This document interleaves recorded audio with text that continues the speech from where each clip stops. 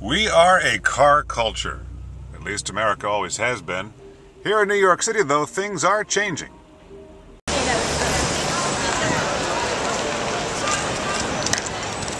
What used to be jammed with traffic right here at Times Square is now a pedestrian walkway. People walking, riding bicycles, hanging out on benches, having a good time. Things may be changing. It's an experiment, but Mayor Bloomberg seems to think it's working. Congestion is down, we're told. Traffic volume is actually down in the area. None of that going around on what used to be busy Broadway right here. Yet right across the street at the Hard Rock Cafe, a celebration of America's car culture. All 12 drivers who have made it to the final 10 races for the 2009 Sprint Cup Series, the mecca of NASCAR, are here to celebrate the car culture.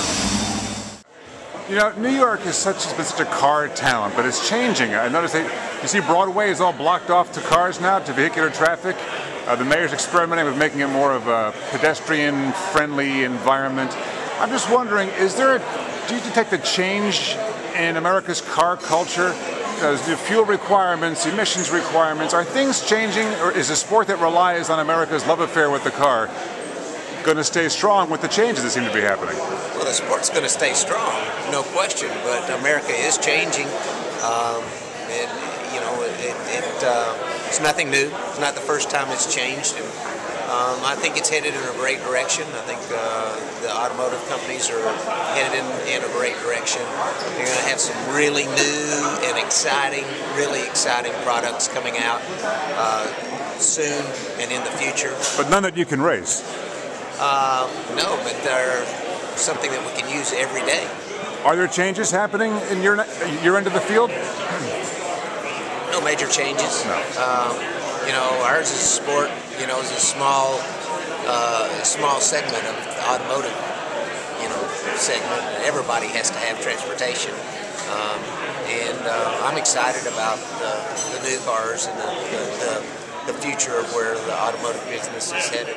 Kind of an offbeat New York-oriented question, but they've shut down Broadway to cars now through Times Square. I don't know if you noticed.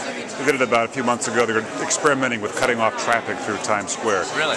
Yeah, and it's interesting. You know, we've always been such a car-cultured country, with federal requirements changing every year, changing restrictions for automakers, with towns cutting back on allowing cars into the city, putting taxes on vehicles. Yeah. Do you see America's car culture changing in a sport that really is all about cars? You know, I don't think America's car culture will ever completely change, but I mean, if you live in a city with 19 million other people, there's only so much space, and cars take up a lot of space, so I can see how as things get tighter, there will be areas and places where where you'd have to change. But I think as a country, it's not really about a car or a truck or anything in particular. It's about freedom. And in America, we can travel from state to state. We've got the greatest interstate system in the world. And whether you're riding a bus or you're riding a motorcycle or driving an F-350 or whatever, the point is people just like to have that freedom. So I think it'll evolve, but it'll always be there. Do you see changes coming to the sport in the kind of vehicles, fuel efficiency? You just recently switched, right, to unleaded? Yeah, that's a good point. NASCAR is doing a lot of things to go green. They've got green initiatives. There's a solar array at Pocono that's one of the biggest in the world. But our cars, we stretch every little bit of fuel mileage we can for performance. But and the unleaded fuel is a good thing. The recycling of the tires, and then, on a whole, the racing on the track is actually the least impactful thing on the environment. It's everybody getting there. That's the biggest, and NASCAR has worked really hard. What's more scary for you, driving at 200 miles an hour on a track or Times Square? I'd say the racing's easy. Getting around in New York is a little tough. Is this one of the more competitive chase fields you've seen in the last couple of years? I think every field that you see competing for the Sprint Cup is competitive. More competitive. I mean, I don't know. We'll see at the end of the day how competitive it really was in November. But I'm just really proud to be a part of the U.S. Army Chevrolet, and the guys at Stewart House Racing have done a great job to give me this opportunity.